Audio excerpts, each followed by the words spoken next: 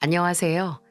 천사 같은 딸과 전쟁 같은 시간을 보내고 있는 30대 새내기 엄마입니다.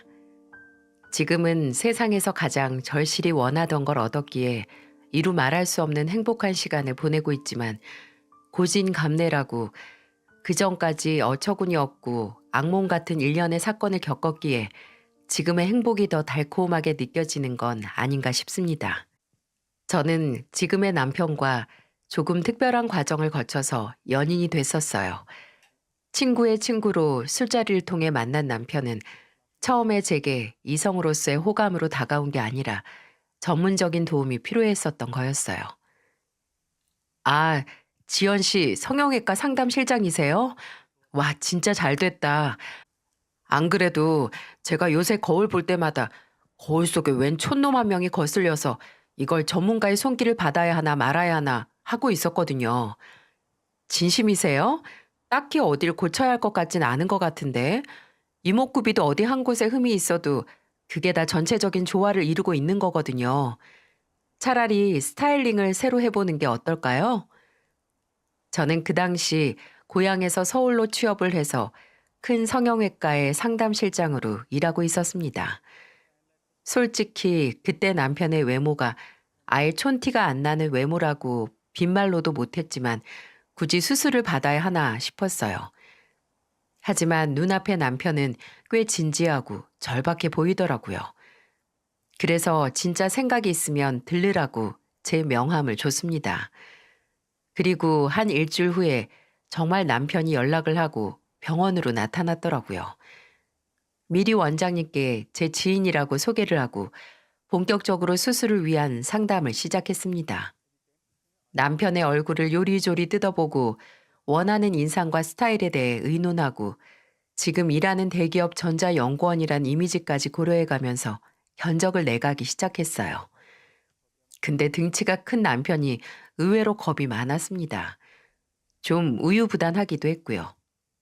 그런 남편의 성격 때문에 남편을 상담해주는 기간 동안 저는 매일 얼굴 보면서 일하는 병원 식구들보다 남편의 얼굴을 더 보고 대화를 많이 한 것 같아요.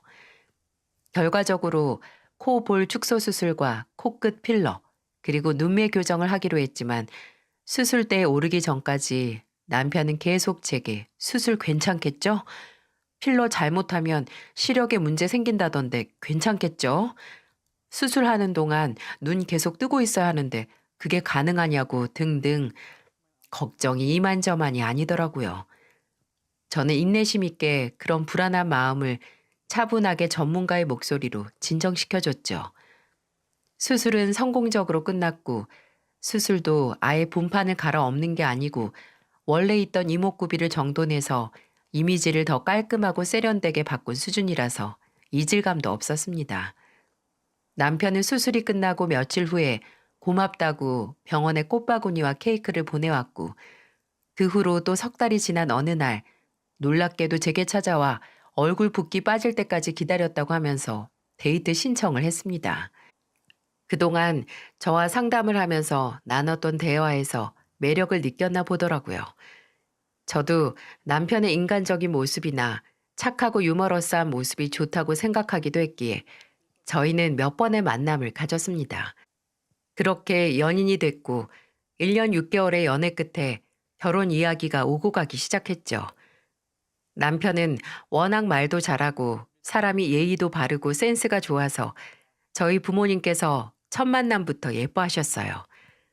저희 본가는 강원도에서 소농장을 운영하고 있었는데 처음 인사드리러 간 날 남편은 아예 본인이 장화랑 편한 옷을 준비해서 왔더라고요. 그리고 식사를 다 한 후에는 저희 아버지에게 축사를 구경하고 싶다고 해서 함께 농장을 한 바퀴 돌고 오기도 하고 농장 옆에 있는 저희 어머니 텃밭에서 직접 채소들을 따기도 했습니다. 그렇게 자연스럽고 적극적인 모습을 부모님께서 참 마음에 들어 하셨죠. 아무리 성격이 좋은 남편이라도 어른들에게 그렇게 자연스럽게 너스레를 떨고 비위를 맞추기 힘들었을 텐데 저도 남편의 집에 인사를 드리러 가서 잘 해야겠다 싶었어요. 시댁에는 막창집을 운영하는 시아버지와 그 막창집에서 종종 일손을 거들긴 하지만 거의 집에서 가정을 지키시는 시어머니, 그리고 남편보다 5살 어린 취업 준비생 시누이가 있었습니다. 시누이는 그날 면접 일정이 있다고 만나지 못했고 시부모님만 만나게 됐어요. 막창집을 하는 집답게 손수 싱싱한 막창을 구워주셨고 또 제가 음식을 가리지 않는 걸 보시고 시아버지께서 내장탕을 끓여주시기도 했어요. 묵묵히 막창을 굽고 내장탕을 만드시는 시아버지는 식사 시간 내내 소뚜껑같이 두꺼운 손을 바삐 움직이셨지만 정작 말은 거의 하지 않으셨어요. 며느리가 될 제게 쉴 틈 없이 질문을 하는 건 시어머니의 몫이었죠. 강원도에 소축사를 하신다고? 그럼 혼자 언제 서울로 올라온 거야? 6년 전에 올라왔어요. 지금 일하는 곳에서 경력은 이제 5년 정도 됐고요. 5년? 좀 애매하다. 연봉은 어떻게 되나? 그냥 회사 월급쟁이랑 비슷한가? 고정급여는 일반 회사원이랑 다를 거 없긴 한데 저는 인센티브로 먹고 살아서요. 매달 인센티브는 들쭉날쭉해서 확실하게 연봉은 말씀 못 드리지만 아마 열심히 한 달에는 어머님 주변에서 돈 잘 버는 며느리로는 5손가락 안에는 들 거예요. 어머, 그게 무슨 소리야. 더 궁금하게 만드네. 두루뭉술하게라도 한번 말해봐. 아니, 그 인센티브를 도대체 얼마나 받길래.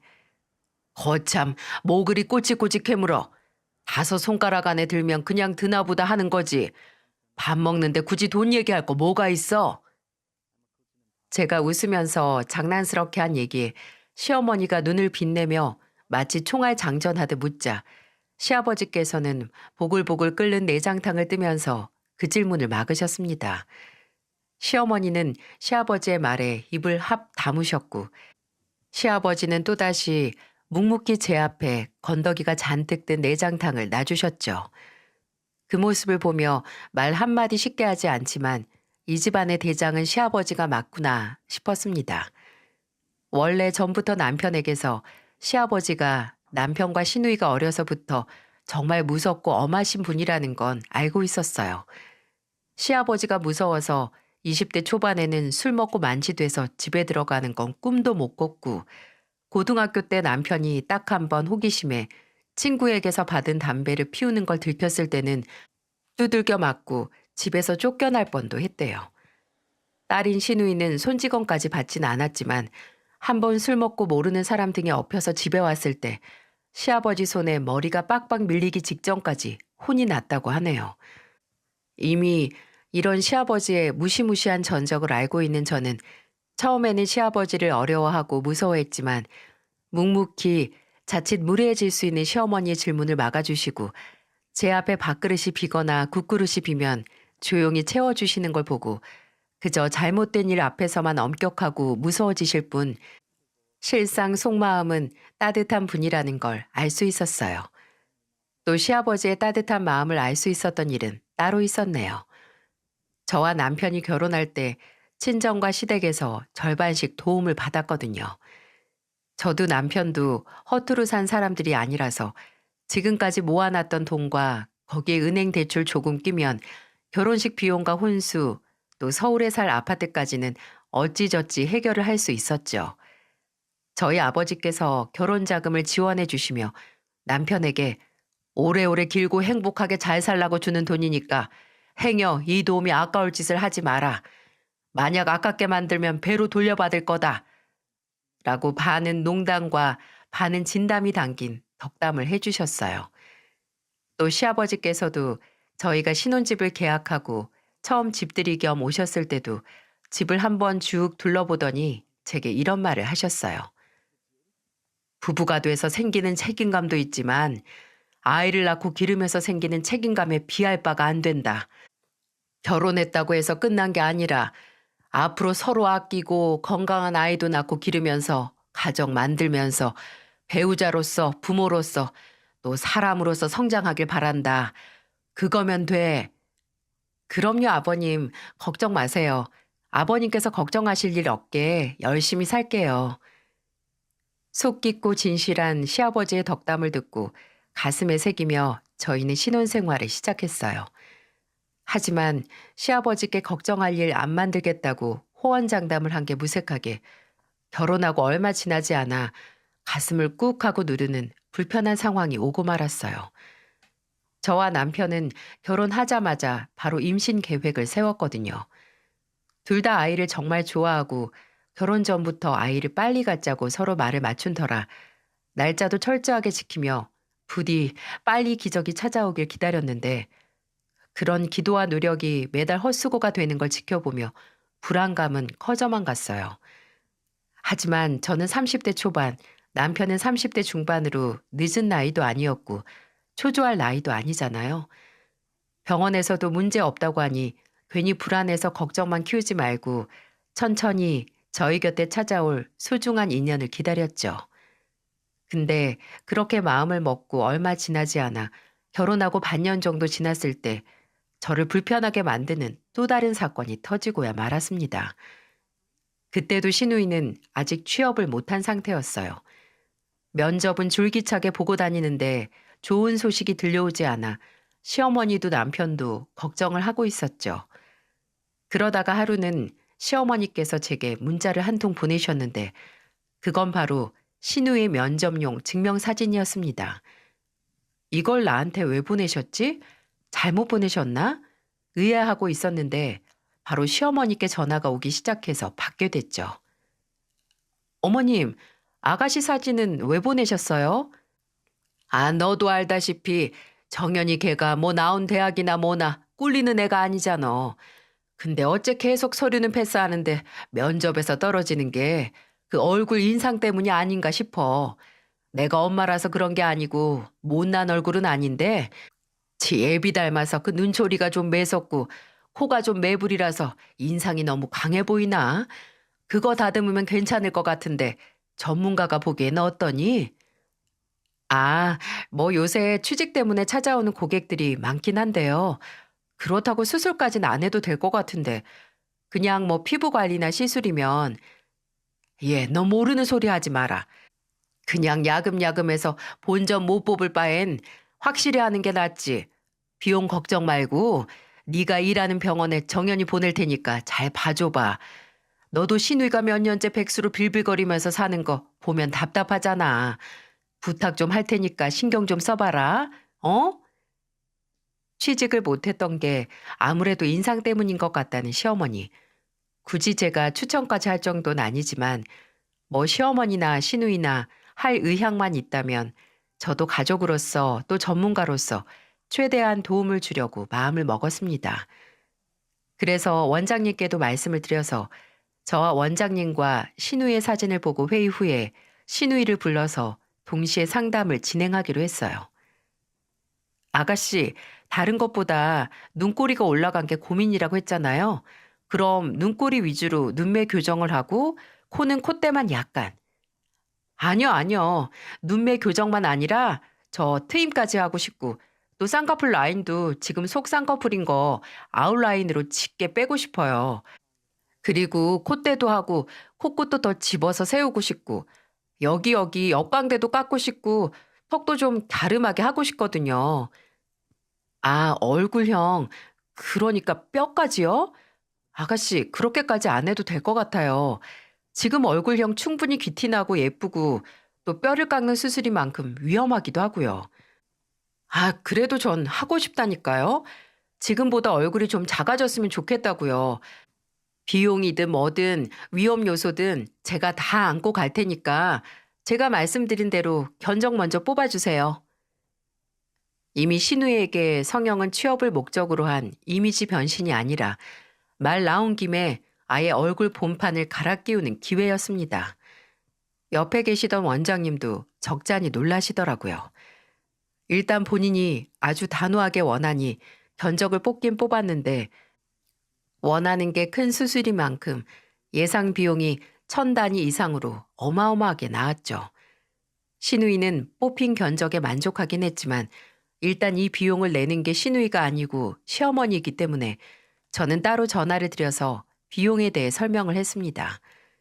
처음에는 시어머니께서 비용을 듣고 기함을 하시거나 좀 주저하실 줄 알았는데 의외로 흔쾌히 그대로 진행하라고 하시더라고요. 근데 그 흔쾌함에는 다른 믿을 구석이 있기 때문이었어요. 너 있는 병원에서 하는 만큼 뭐 가족 할인이나 지인 할인 있지? 네, 어머님 방금 말씀드린 게 이미 할인이 들어간 비용이에요.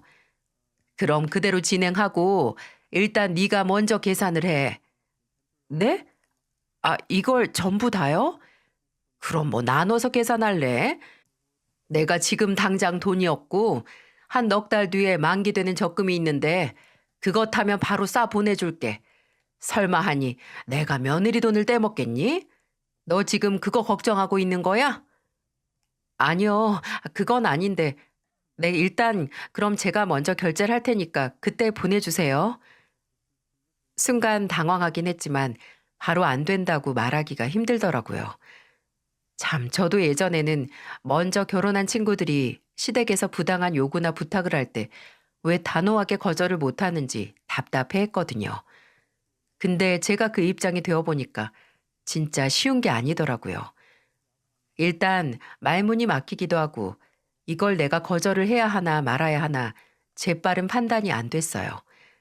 하지만 일단 처음에 얘기를 꺼낸 것도 비용은 걱정 말라고 적금 만기되면 바로 주겠다고 한 것도 시어머니니까 믿고 기다리기로 했어요. 설마 설마 한 거죠. 결과적으로 신우이가 원하던 대로 수술을 진행했고 붓기도 원활하게 빠졌어요. 그리고 이건 타이밍의 문제인 것 같기도 하지만 정말 신우이는 얼굴 붓기가 좀 빠지고 난 뒤 봤던 면접에 붙어서 취업에 성공을 할 수 있었습니다. 시어머니는 그렇게 내가 뭐라고 했냐.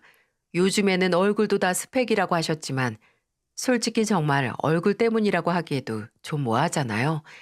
다행이긴 했지만 좀 씁쓸하기도 했네요.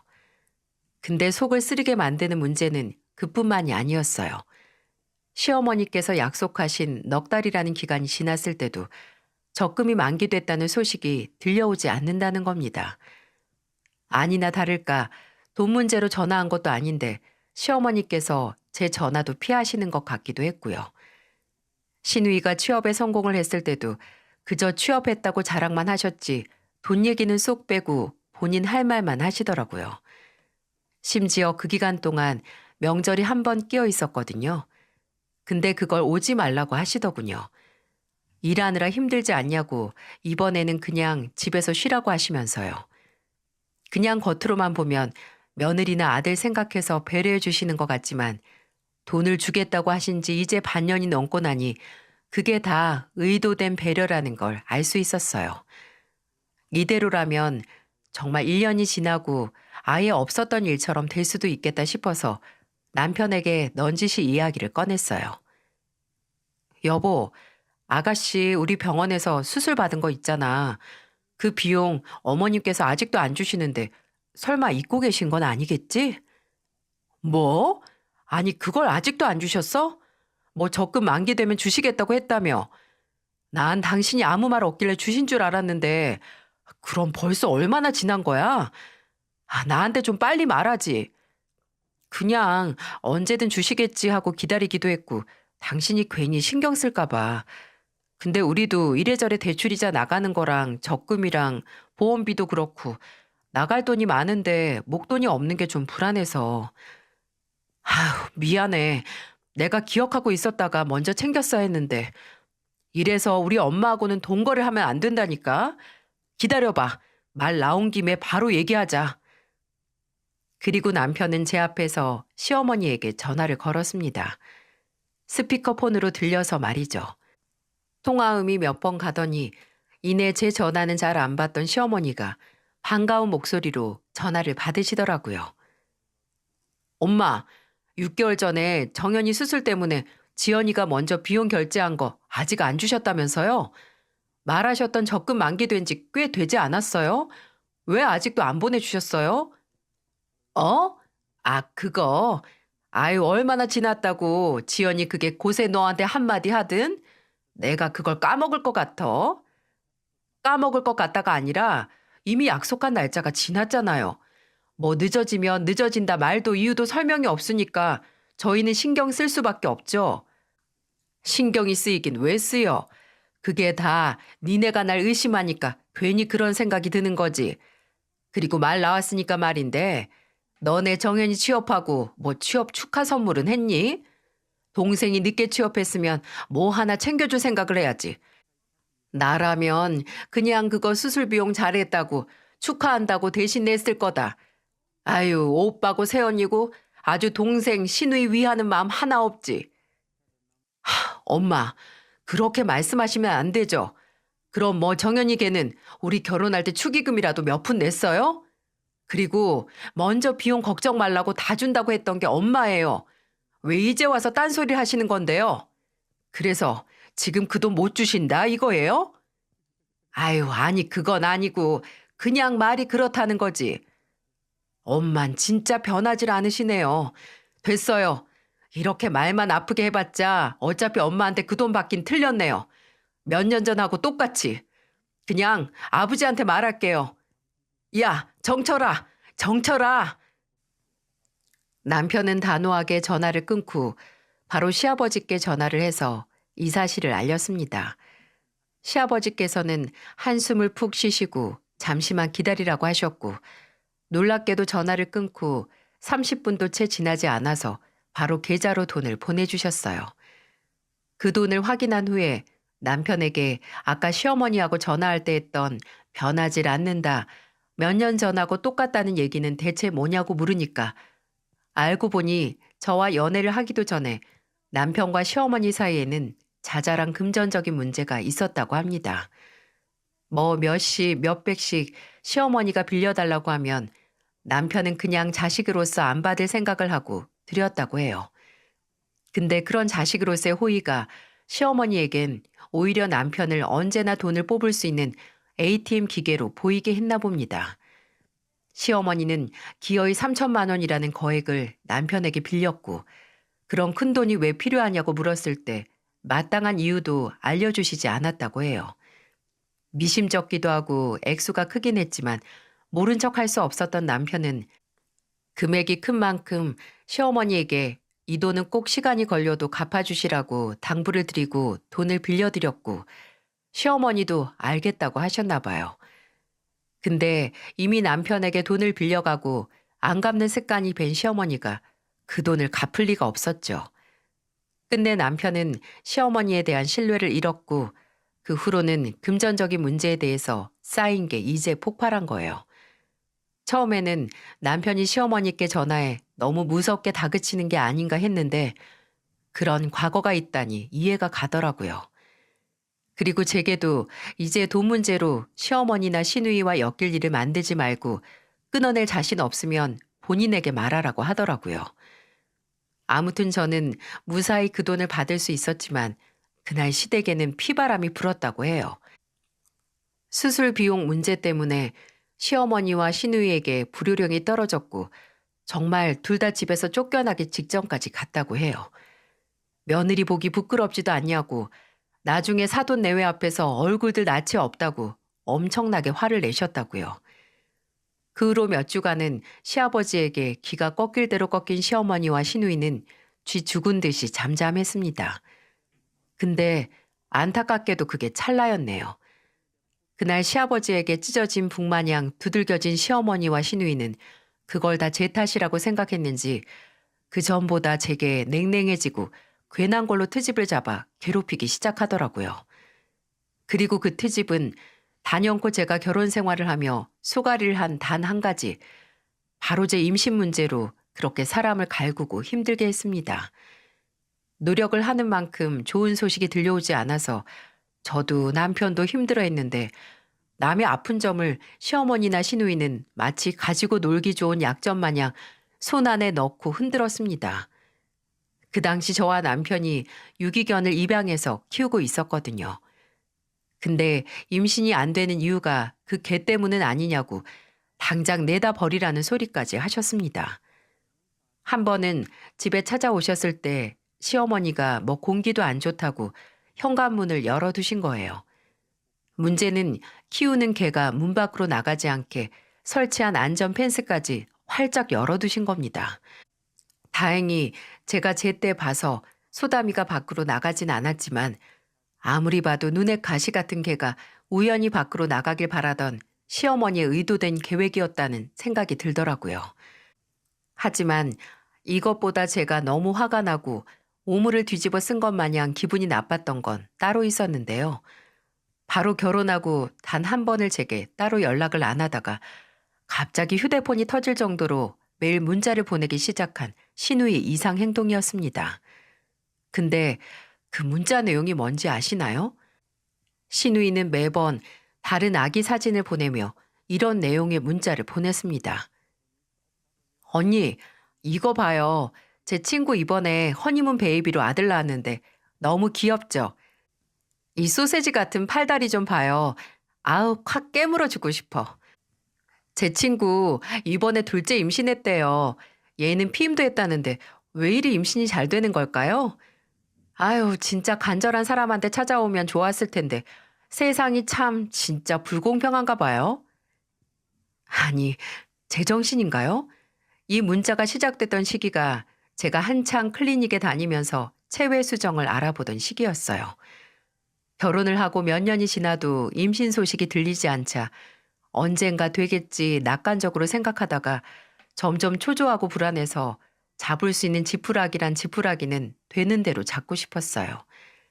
심지어 시댁 식구들 모두 제가 클리닉에 다닌다는 것도 알고 있었고 신혼 초에 제게 자식을 낳아야 부모로서 가족에 대한 책임감이 생긴다고 하셨던 시아버지도 오타가 무수한 문자를 보내 저를 위로해 주셨어요. 지연아, 너무 걱정 말아라. 엄마 마음이 불안하면 오히려 안 좋다니까 마음 더 굳게 먹고 천천히 기다려보자. 언젠간 좋은 소식이 있을 거다. 시아버지의 진심이 담긴 따뜻한 문자로 그나마 마음을 다잡고 있었는데 거의 사회 부적응자 아니면 최소 반사회적 성격 같은 신우의 문자를 보면 속에서 천불이 났어요. 그런 문자에 답장도 반응도 하기 싫어서 나중에는 아예 신우이 번호를 차단했습니다. 근데 나중에 시댁에서 마주친 신우이가 저를 보자마자 한 얘기가 가관이었네요. 언니, 왜 요즘 제 문자에 답장 안 해요? 사람 무시하는 것도 아니고. 이 말을 듣는데 계속해서 무시하고 억누르고 왔던 울분이 터졌어요. 저도 모르게 날카로운 목소리가 훅 하고 튀어나왔죠. 아가씨 같으면 아가씨가 몇 년 동안 취업 안 돼서 백수로 살 때 친구가 오늘 면접 합격했고 회사 생활 너무 즐겁다고 그렇게 면접 보고 다니는데도 합격 못하는 사람 있는 거 보면 세상은 정말 불공평한 것 같다는 문자 보내면 그 문자에 답장하고 싶어요? 네? 아가씨가 나한테 보냈던 문자가 바로 그런 거예요. 아가씨도 알잖아요. 나 요즘 클리닉 다니고 몇 년째 임신 때문에 마음고생하는 거. 어머님도 내 앞에서 언제 손주 볼 수 있냐고 침이 튀게 말씀하시는데 모를 수가 없죠. 그죠? 아, 아니. 난 별 생각 없이 보낸 건데 언니가 너무 예민한 거 아니에요? 나한테는 예민한 문제니까 예민해질 수밖에 없죠. 그리고 생각 없이 다른 사람한테 문자하는 거 그거 그렇게 당당하게 얘기하고 변명거리 될 만한 일 아니에요. 사람이 조금이라도 생각을 하고 무슨 행동을 해야죠. 왜 생각을 안 해요? 앞으로 나는 아가씨가 그런 내용의 문자하면 다 무시하고 답장도 안 할 거니까 그렇게 알고 보내고 싶으면 마음대로 보내요. 신우이는 제 앞에서 아무 말도 못하고 뚱한 얼굴로 눈만 흘기더군요. 시원하게 말해서 속이 좀 풀리긴 했는데 그래도 제가 오랫동안 원하는 임신을 못했다는 사실은 바뀌지 않았기에 상처받고 쓰린 속은 나아지지 않았습니다. 차라리 검사를 했을 때 저나 남편에게 무슨 문제가 있으니 포기해라 라고 결과가 나오면 시원하게 포기하고 다른 길을 찾지. 이건 별다른 문제가 없는 그저 미스테리한 상황이라고 하니 속이 더 답답했죠. 내 팔자에 내 속으로 낳은 아기를 품에 안아 볼 기회는 없는 건가 했는데 결혼 생활 8년 만에 드디어 꿈에 그리던 그 두 개의 줄을 보게 됐습니다. 처음에는 늘 결과가 실망스러웠음에도 습관처럼 한 테스트기에 핑크색 두 줄이 떴을 때 오류가 있겠거니 하고 믿지 않았어요. 그래도 혹시나 하는 마음에 물 2컵을 연속으로 마시고 몇 시간 뒤에 다시 테스트를 해봤습니다. 결과는 또 2줄, 달라지지 않았어요. 그랬음에도 괜히 설레발치다가 나중에 아닌 걸 알았을 때 더 상처받기 싫어서 바로 병원 예약을 해서 갔죠. 이 사연을 보내는 이 순간에도 그 당시의 떨림이 생각나서 좀 진정이 안 되네요. 제가 오랫동안 임신 문제로 고생을 했던 걸 아는데 담당 선생님까지 눈물을 흘리셨습니다. 제 손을 잡아주시며 정말 고생했다고, 드디어 기적이 찾아왔다고 말씀해 주셨어요. 그 자리에서 선생님과 얼싸안고 엉엉 울었습니다. 그 선생님께서도 여자분이고 또 몇 년 동안 절 만나면서 약간의 전우애 같은 공감대가 형성이 됐나 봐요.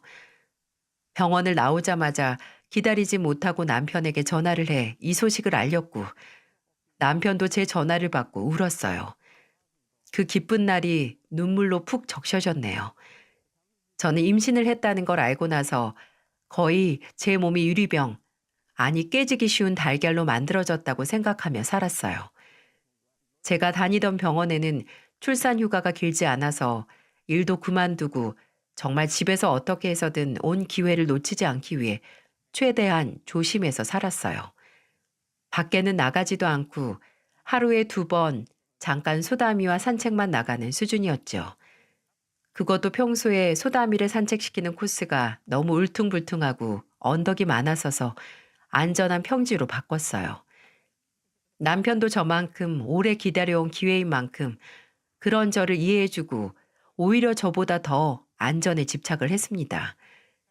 제가 집에 있다가 잠깐 전화를 안 받아도 불안해했어요. 아마 아기가 뱃속에서 엄마 아빠 욕을 했을지도 모르겠네요.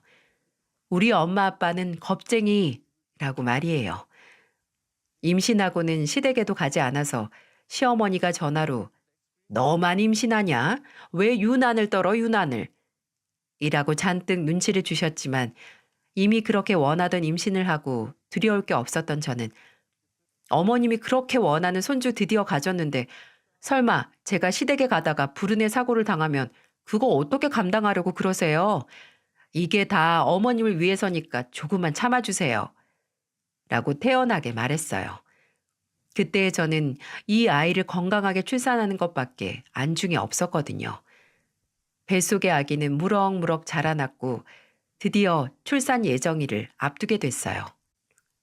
저는 드디어 3.4kg의 건강한 공주님을 낳았고 그렇게 만나고 싶던 제 딸을 드디어 만날 수 있었습니다. 첫 임신이라서 몰랐지만 제가 입덧도 오래가고 심해서 출산 직전까지 몸무게가 많이 빠지고 몸 상태가 안 좋았거든요. 그래서 저도 아기도 건강한 모습으로 무사히 만날 수 있어서 하늘에 감사를 했죠. 어머니께서도 제가 출산 직전에 서울로 오셔서 제 곁을 지켜주시고 산후조리원에서 퇴원해서 집에 왔을 때도 열흘간 옆에서 아이 돌보는 걸 도와주셨어요.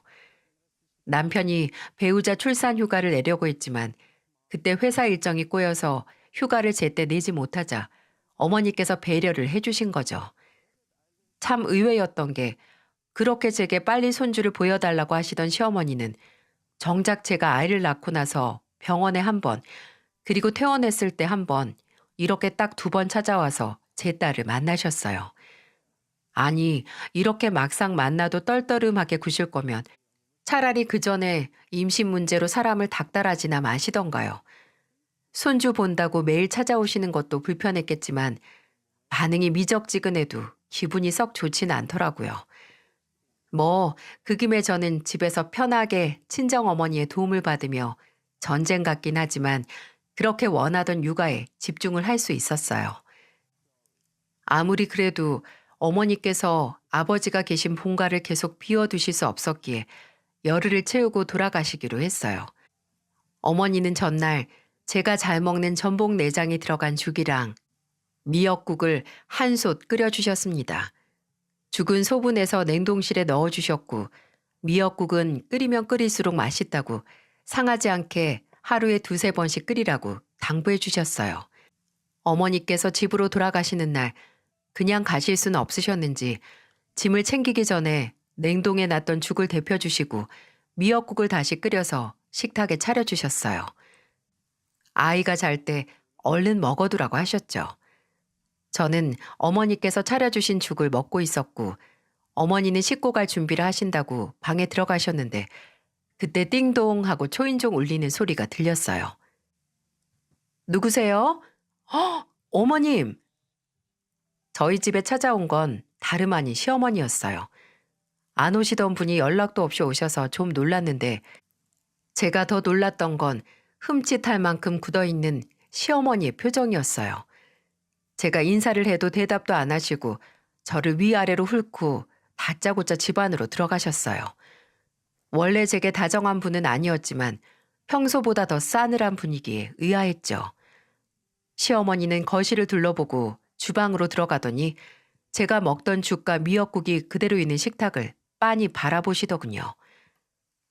밥 먹고 있었어요. 어머님은 식사... 어머님! 지금 뭐 하시는 거예요?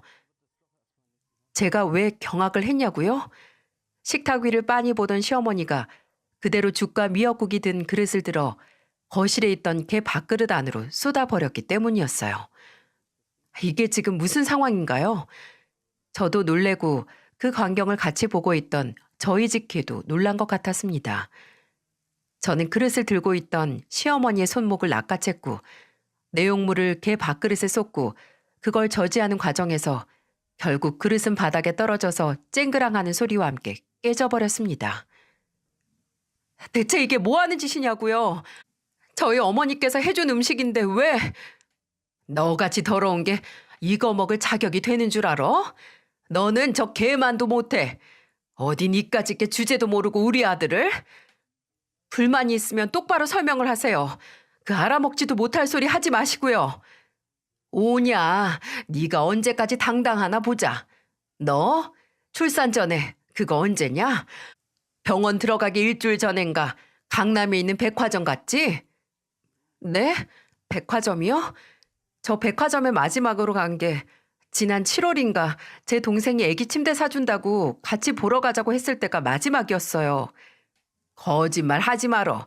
이게 어디 이미 다 들통난 마당에 거짓말하고 있어? 정연이가 그러더라. 그날 백화점에 갔는데 배가 이만큼 부른 임산부가 보여서 봤더니 너였다고. 네가 얼굴도 모르는 어떤 젊은 남자랑 팔짱 끼고 있던 걸 봤는데 이걸 언제 말할까 혼자 속앓다가 이제야 말해주더라. 설마 이번에 태어난 애도 그 남자애 아니냐고. 제가 살면서 들었던 가장 황당한 말 중 단연 베스트 1위인 소리였어요. 어처구니도 없고 수치스럽게까지 했습니다. 왜 이제야 완벽한 행복을 찾은 제게 찾아와서 이렇게 죄를 뿌리나요? 큰 소리에 놀라서 씻고 있던 어머니까지 얼굴에 물도 못 닦으신 채 나오셔서 대체 무슨 일이냐고 물으셨어요. 사부인 잘 나오셨네. 여기 사부인 댁 딸이 내 아들 두고 바람나서 낳은 게 저 애예요. 글쎄. 지금 그걸 믿으라고 말하는 거예요? 내 딸이 그럴 리가 없잖아요.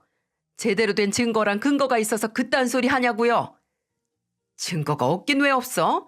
내 딸이 봤다고 하는데 너 이제 죽었어. 내가 여기 오는 길에 정철이한테도 전화해서 다 말했으니까 저 애 데리고 이 집에서 나갈 생각이나 해라. 아가씨가 잘못 본 거라니까요, 글쎄. 어머님은 어떻게 결혼 생활 8년 동안 한 번도 남편에 대한 마음 바뀐 적 없는 절 의심하세요. 아무리 제가 어머님한테 밉보이고 저랑 어머님 관계가 좋지 않았어도 저 단 한 번도 남편하고 사이 달라진 적 없어요. 그래서 8년 동안 죽도록 노력해서 임신했고 아이까지 낳은 거고요. 근데 뭐라고요? 제가 딴 데서 임신해서 애 낳았다고요? 진짜 제정신이에요? 너 지금 내가 너 미워해서 괜히 이런다고 생각하냐? 어이가 없어서 원. 오해하지 마라. 아무리 네가 건방지고 막대 먹었어도 딴 남자에 비해서 우리 아들 애인 척할 정도로 더럽고 뻔뻔한 애라고 나도 생각 못했으니까. 야, 너 지금 말 다 했어? 주둥이가 더러운 게 누군데 남의 집 딸한테 막말이야. 귀에서 피가 나는 것 같은 폭언에 참지 못하고 저희 어머니가 폭발하시고 말았습니다. 어머니는 시어머니가 음식을 부었던 개밥을 들어 시어머니에게 던져버리고 놀란 시어머니가 방심했을 때 머리채를 잡아 흔들기 시작했어요. 시어머니의 비명소리와 화가 난 어머니의 고함소리, 자다 깨서 우는 딸의 울음소리와 놀라서 같이 짖는 개의 울음소리까지. 지옥이 있다면 이곳일까요? 어디서부터 잘못된 걸 고쳐야 할지 막막하더라고요. 일단 저는 폭발한 어머니를 진정시키고 우는 딸을 달랬습니다. 그리고 시어머니에게 아예 시누이를 불러서 삼자 대면을 하자고 했어요. 남편까지 와서 다 같이 이야기를 하자고요. 시어머니는 코웃음 치며 그럼 네가 더 불리할 거라고 했지만 말도 안 되는 오해를 받은 저는 전혀 꺼리낄 게 없었죠. 마침내 시어머니 호출로 시누이가 집으로 왔고 남편도 일찍 퇴근을 해서 집에 도착했어요. 근데 거짓은 길고 복잡하고 진실은 단순하다는 말 아시나요? 이 사건의 오해 또한 그랬습니다. 야, 백정현, 너 똑바로 얘기해. 그날 백화점에서 본 게 정말 네 새언니 맞아? 아니, 그냥 그랬던 것 같다고. 언니 닮은 사람을 봤는데 임신까지 하고 있어서 엄마한테 말한 거야. 그때 내가 봤던 게 언니 아닐까 하고. 예, 너 왜 말이 달라져? 너 엄마한테는 네 새언니가 확실하다고. 옆에 있는 남자랑 분위기가 심상치 않다고 했잖아. 아, 난 그러면 어쩌냐고만 했지. 내가 언제 그게 언니였다고, 확실하다고, 애도 그 남자애 같다고 했어. 아가씨, 그날 7일이라고 했죠? 그리고 백화점 갔던 게 몇 시였다고요? 3시? 이것 봐요. 여기 그날 그 시간에 나 딴 동네 편의점에서 결제한 결제 내역도 있어요. 이걸 보고도 못 믿겠으면 그 편의점 가서 CCTV라도 확인해요. 못 믿겠으면. 아니 그럼 저 사돈 처녀가 제대로 확인도 안 하고 그냥 한 말 때문에 와서 이렇게 깽판을 친 거야? 사부인, 이게 무슨 경우예요, 이게? 여러분도 정말 어처구니가 없으시죠? 아무리 제가 밉고 단 한 가지 약점이라고 저를 갈구고 무시하던 것도 이제 제가 아이를 낳았으니 하지 못하니 별 해괴한 이유로 사람을 다 괴롭히네요. 어머니는 당장 뒤로 넘어가실 것처럼 크게 분노하셨고 남편 또한 시어머니와 시누이가 벌인 이 머저리 같은 해프닝에 질린 얼굴을 했습니다. 남편은 마치 차게 식은 마그마처럼 아슬아슬한 모습으로 말했어요. 도저히 그냥 넘어갈 수가 없네요. 어떻게 그런 상상을 해서 오해를 해요? 엄마 진짜 뭐가 문제예요? 장모님이랑 이 사람 앞에서 나 부끄럽고 죄송해서 죽는 꼴 보고 싶어서 이래요? 아니 그게 아니라 정철이 너는 무슨 말을 또 그렇게. 내가 이런 소리 안 하게 생겼어요? 나도 이제 못하겠어요. 엄마는 모르죠? 나랑 아버지가 엄마나 백정현 제 뒤치다거리 하면서 사느라 얼마나 지쳤는지. 아버지가 왜 말수가 줄었는데요? 매번 엄마가 돈 문제로 사고치고 백정현 제 30 넘어서까지 백수생활 하면서 달에 100씩 용돈 받아가면서 사느라 아버지가 밤에는 식당 일하고 낮에는 막노동까지 하셨어요. 알아요? 그래도 본인 아니면 엄마나 백정현이 어떻게 사냐고. 자기 자신 갈아가면서 사셨다고요. 근데 왜 아직까지 그렇게 철이 안 들어요, 철이? 왜 매번 이렇게 문제를 만들어서 사람을 지치게 하냐고요? 정철아, 나는 평생 아버지처럼 그 꼴 보고 못 살아요. 아니, 이제 아버지도 그렇게 살면 안 내버려 둘 거예요. 아버지를 제가 모시고 오는 수가 있더라도 엄마나 백정현한테서 벗어나야겠어요. 진심으로 두 사람이 뉘우치고 반성하고 이 사람이나 장모님이나 가족들한테 사과 안 하면 나 평생 엄마나 정연이 네 얼굴 안 봐. 알아들어요? 남편은 끝내 시어머니와 시누이에게 폭탄 선언을 했습니다. 더 이상 경우 없이 선도 모르고 심해지는 두 사람의 행동에 지쳤고 참을 수 없다고 말이죠. 시어머니나 시누이는 무슨 말이냐고 고작 이런 일로 가족을 버리냐고 항의를 했지만 남편은 듣지 않았어요. 오히려 두 사람을 붙잡고 집에서 쫓아냈습니다. 몇 시간 사이에 몇 년은 늙은 것처럼 지친 얼굴의 남편은 두 사람을 쫓아낸 뒤에 저와 제 어머니에게 고개 숙여 사과를 했어요. 지연아, 미안해. 내가 정말 너랑 우리 희정이 볼 낯이 없다. 장모님, 정말 죄송합니다. 누구보다 저희 어머니랑 제 동생 잘 아는 제가 이런 일이 있기 전에 무슨 수를 썼어야 했는데 이렇게 못 볼 걸 보여서 정말 죄송해요. 이제 와서 이런 말하기 정말 염치 없고 믿음이 안 가실 수 있지만 앞으로 이런 일 없도록 제가 더 신경 쓸게요. 아무리 어머니나 동생이 사과를 해도 장모님께서 용서를 안 하시면 저도 안 하겠습니다. 백서방, 그만해. 이게 어떻게 백서방 잘못인가? 백서방이 원한 일도 아니고 어머니랑 동생이 하는 일까지 백서방이 어떻게 일일이 다 막어. 가족을 선택해서 태어나는 것도 아니고 나도 백서방이 저 두 사람 때문에 고생한 거 잘 알겠어. 근데 아무리 그래도 나도 부모야. 내 딸이 이런 치욕스러운 일 두 번 다시 겪는 건 죽어도 못 보내. 앞으로 행여 백서방 가족들 문제로 우리 딸이 속 썩는 일 다시 한 번만 있으면 내가 우리 딸이랑 손녀 데리고 강원도로 가버릴 테니까 그렇게 알아. 저희 어머니께서도 그날은 정말 충격을 단단히 받으시고 또 화도 나셨는지 남편의 사과를 받긴 하셨지만 강하게 경고도 하셨어요. 남편은 그날 어머니를 직접 터미널까지 데려다 드리고 돌아왔습니다. 그리고 제게도 다시 한번 이런 일 없을 거라고, 앞으로 어머니나 동생 안 보고 살면 그만이라고 말했어요. 그리고 시아버지께 전화를 해서 그날 있었던 일을 모두 전했습니다. 저희 집에는 다시 평화가 찾아왔지만 시댁은 아니었어요. 시댁에는 몇십 년간 묵혀왔던 고인 감정이 터지고 말았어요. 남편에게서 모든 일을 전해들은 시아버지도 이미 지칠 대로 지치셨던 건지 시누이는 집에서 내쫓아버리고 시어머니에겐 이혼 소장을 날리셨습니다.